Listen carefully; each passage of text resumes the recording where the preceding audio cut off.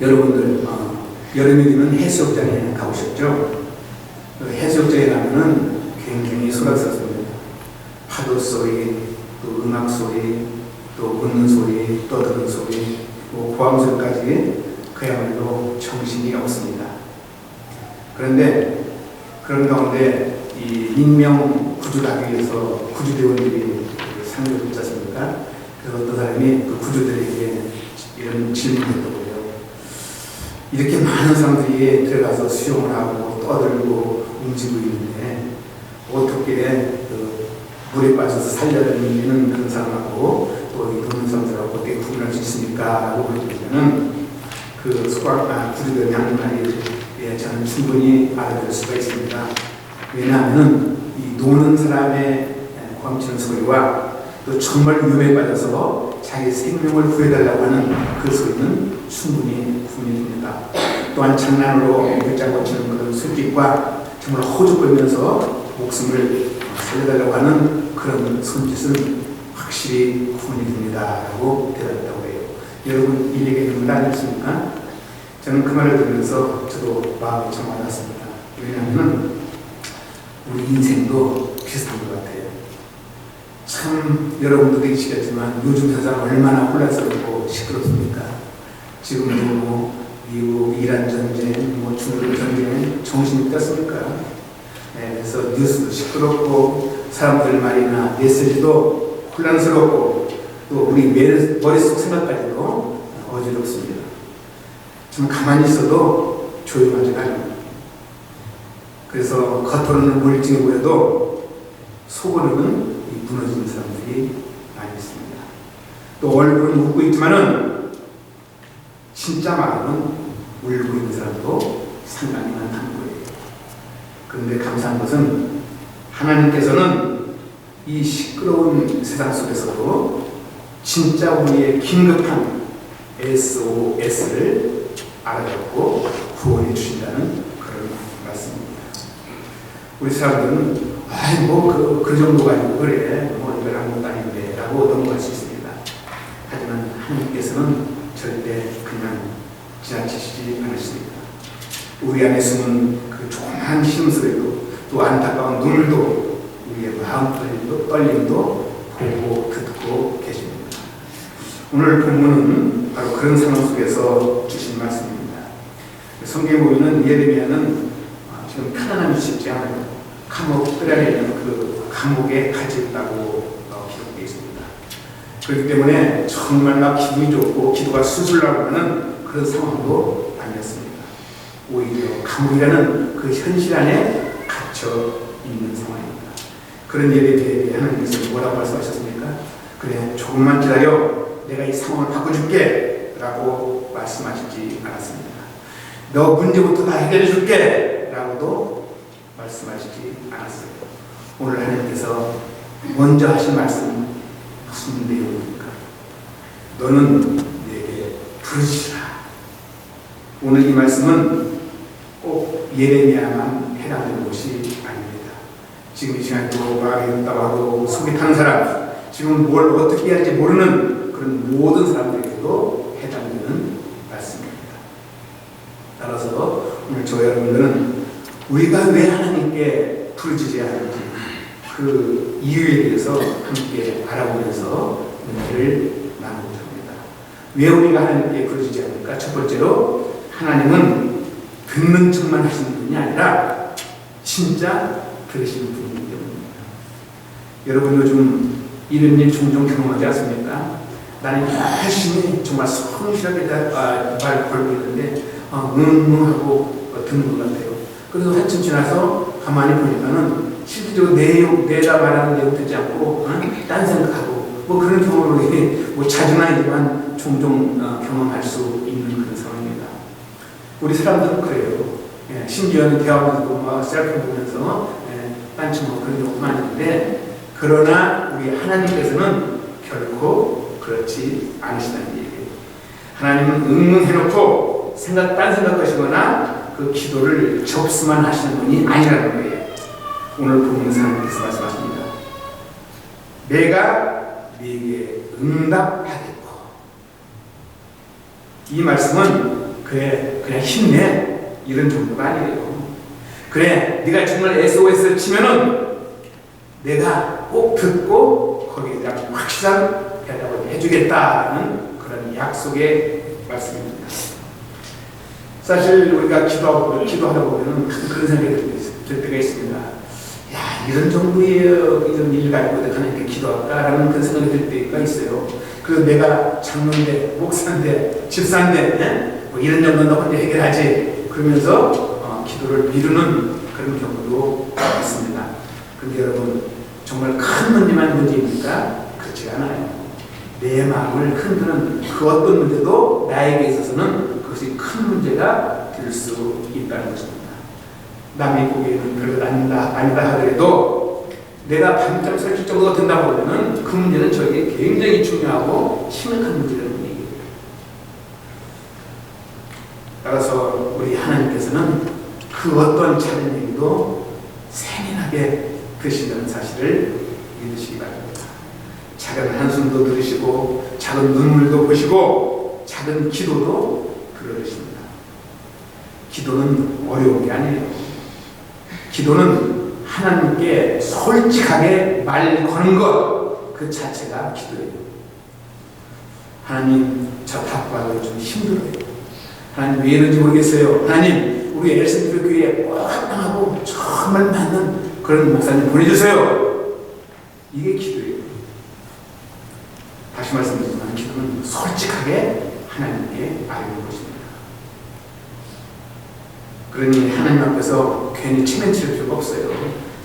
괜찮은 척하거나 아름답게 미사일로 포장하거나 물론 우리가 나와서 대표 기도할 때는 좀 정제된 절제된 또 어떤 규모 있는 그런 내용에 한 것은 얘기했지만 하나님과 나와 다니실 때는 격식이 뭐가 필요합니까? 여러분 어린아이들이 부모님에게 요청할 때 아버님, 어머님 그러면서 막 정중하게 합니까? 급한 거 급하면 그대로 체면 안 차고 하는 거예요.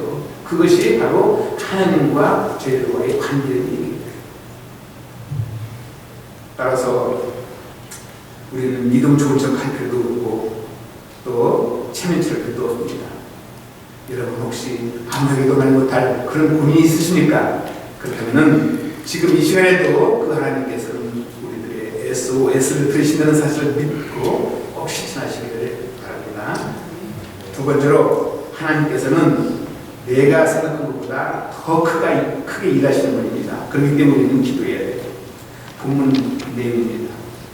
내가 네게 응답하겠고 네가 알지 못하는 크고 은혜의 일을 네게 보이리라. 정말 이 말씀 놀랍지 않습니까? 하나님께서는 네가 부르지면 그래 네가 원하는 거 내가 다 그것만 들어줄게 라고 말씀하지 않아요. 너는 지금 한 가지만 보고 있지만은 나는 더 큰 그림을 보고 있다라는 그런 말씀입니다. 우리는 늘 눈앞의 것만 보고 이것만 해결되면은 살 것 같아요. 이 문만 열리면은 끝날 것 같고 이 문제만 없으면 행복할 것 같은 그런 생각입니다. 하지만 하나님은 다르게 보십니다. 우리는 한 장면을 보시면은 우리 하나님께서는 마지막 장면까지 다 보고 계십니다. 여러분 살다 보면 그런 일 경험하지 않습니까? 나는 그 사람을 절대로 놓치면 안 된다고 생각했는데 나중에 떠나보낸 것이 오히려 나를 살려주는 그런 경험이 있는 것이고 또 나는 그 계획이 꼭 성공해야만 한다고 판단했는데 하나님께서 내 생각과는 달리 전혀 다른 길을 인도하셔서 더 좋은 것, 더 아름다운 결과를 맺게 하신 것을 우리는 경험할 수가 있습니다.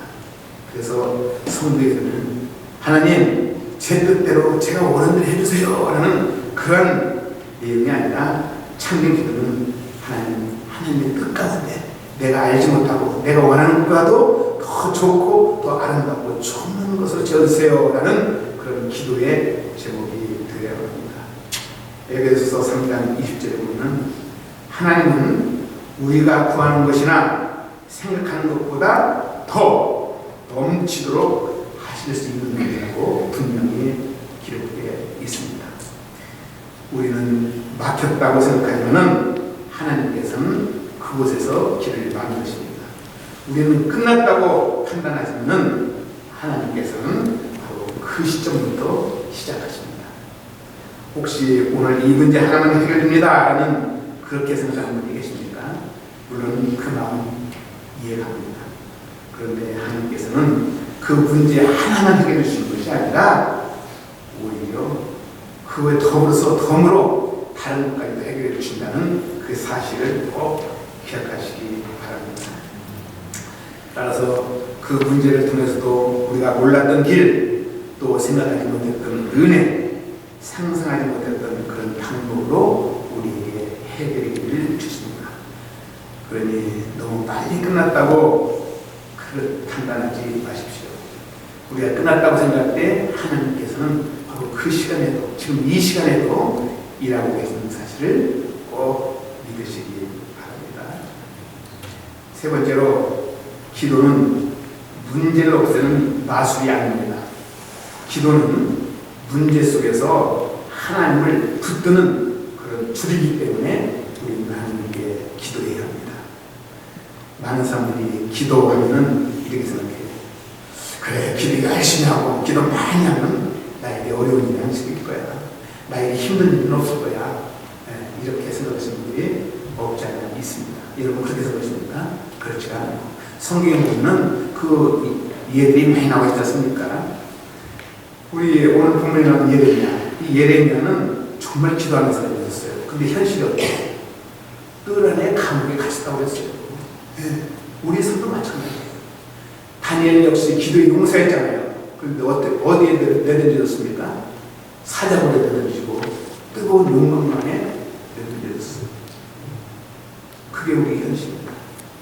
사도 바울 역시 기도의 끈을 놓지 않았지만 정말 그 누구보다도 고난과 역경의 삶 속에서 그의 인생을 살 수밖에 없었습니다. 그러니까 결론적으로 말씀드리면 기도는 문제없는 우리 인생의 티켓이 아닙니다.